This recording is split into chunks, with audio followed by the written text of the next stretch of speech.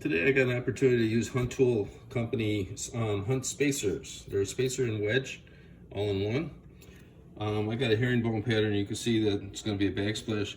If you turn them upside down, there's two little slots here so that they make a perfect T-wedge.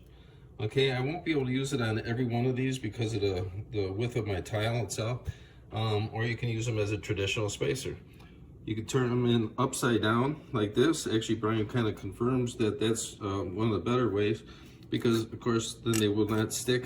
They're nice, easy to pull them out. With the extra little wedge here, if you actually need that little tweak, you can add that. So, looking forward to using these. Okay, now that I got a little bit of material up, I had a chance to give my evaluation of these spacers. I really like these spacers. What I tried to do is install them all different ways. So that's just, of course, the regular way. And then I got a few of them that are upside down, like Brian says, so that they're easy to pull. I have a couple that are T's.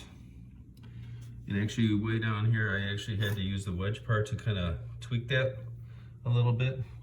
That's something that's more unique for these kind of spacers than any other spacers. So again, I'm really liking these spacers.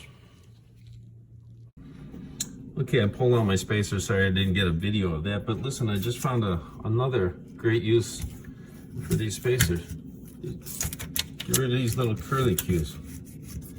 They're plastic. There's no way that they're gonna scratch or damage the tile. Another great use for these Hunt spacers.